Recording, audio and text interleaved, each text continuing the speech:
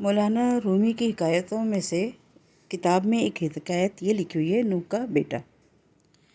کہتے ہیں کہ جب حضرت نوح علیہ السلام اپنی قوم کی نافرمانی سے عاجز آ گئے تو انہوں نے پروردگار سے دعا کی کہ یا الہی اس نافرمان قوم پر اپنا عذاب بھیج۔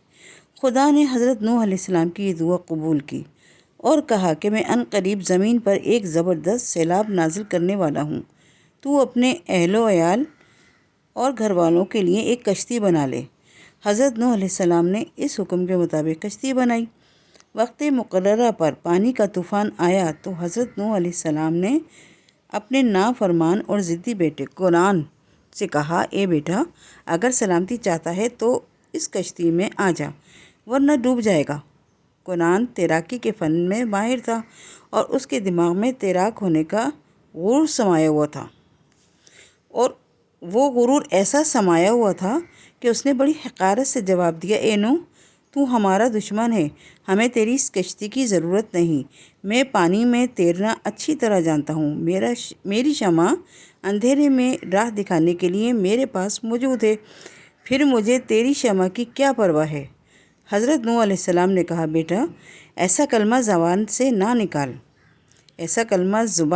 نہ نکال، یہ طوفان ایک بہت زیادہ بڑا طوفان ہے، بلا ہے، تیری ساری تیراکی دھری کی دھری رہ جائے گی۔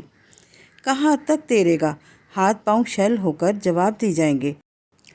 اس طوفان بلاخیز کے ہولناک جھکڑ ساری شمعوں کو گل کر دیں گے۔ ہاں، ایک حق کی شمع جلتی رہے گی، آ میری بات مان لے اور کشتی میں سوار ہو جا۔ کنعان نے قہقہہ لگا کر کہا، اے نوح، تو میری فکر مت کر، میں سب سے اونچے پہاڑ پر چڑھ جاؤں گا اور پہاڑی چوٹی پر پانی پر ہرگز نہیں پہنچ سکتا کیونکہ وہ اتنی اونچی ہے۔ یہ سن کر حضرت نوح علیہ السلام پکار اٹھے، اے بے خبر، خبردار، ایسا نہ کیجیو، اس طوفان میں بڑے سے بڑا پہاڑ بھی گھاس کی حقیر تنکے کے برابر ہے، اور خدا اپنے دوستوں کے سوا کسی کو اس بلائے عظیم سے نجات نہ دے گا۔ میری نصیحت مان اور غرور چھوڑ دے، ضد چھوڑ دے، اس کشتی میں آ جا تاکہ سلامت رہے۔ کنعان نے کہا، اے نوح، میں نے پہلے تیری نصیحت کب مانی ہے کہ اب مانوں گا؟ تو ایسی بات کی توقع ہی مجھ سے کیوں کرتا ہے کہ میں تجھے سچا جان لوں؟ یاد رکھ، میں دونوں جہاں میں تجھ سے الگ ہوں۔ غرض حضرت نوح علیہ السلام نے اپنے بیٹے کو سمجھانے بجھانے اور خدا کے عذاب سے ڈرانے کی بہترین کوشش کی، لیکن اس بدبخت نے ایک نہ سنی۔ ابھی یہ بحث اور تکرار جاری ہی تھی کہ ایک دم سر بفلک اور تیز رفتار موج آئی اور کنعان کے پرخچے اڑاتی ہوئی نکل گئی۔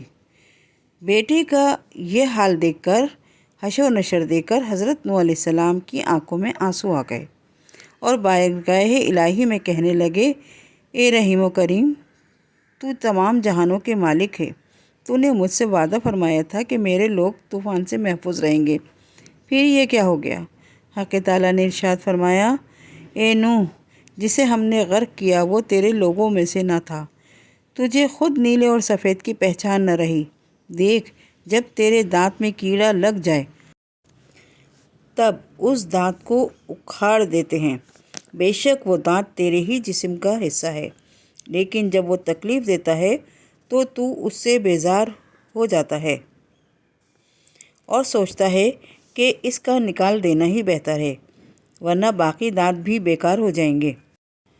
یہ سن کر نوح نے بارگاہ الہی میں سجدہ کیا اور کہنے لگے، اے پروردگار، میں پناہ مانگتا ہوں اور تیری ذات کے سوا غیر سے بیزار ہوں، بس مجھے معاف کر دے۔ ارشاد ہوا، اے نوح، وہ سب نافرمان ہیں جو اس طوفان میں غرق ہوئے، اگر تو چاہے تو ان سب کو ایک آن میں دوبارہ پیدا کر دوں۔ ایک کنعان کے لیے میں تجھے آزردہ نہ کروں گا، لیکن پھر کہتا ہوں کہ وہ تیری ذریت سے نہیں۔ یہ کلام سنتے ہی نوح علیہ السلام نے عرض کیا، اے میرے رب، میں ایسا نہیں چاہتا، میں تو تیرے ہر کام میں راضی ہوں، اگر تجھے منظور ہو تو مجھے بھی غرق کر دے، میں راضی برضا رہوں گا، اگر تو مجھے ہلاک کرے تو وہ موت ہی میری زندگی بن جائے گی۔ میں تیری ذات کے سوا کسی پر نظر نہ رکھوں گا۔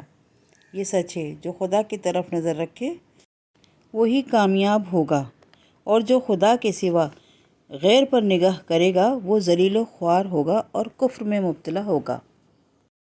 اس حکایت سے ایک خاص سبق یہ بھی ملتا ہے کہ اللہ ہی کے لیے آپ نے سارے رشتے رکھنے ہیں، اور اللہ ہی کے لیے آپ نے رشتے چھوڑ بھی دینے ہیں۔ آپ نے راضی رہنا ہے اللہ کے ہر فیصلے پر۔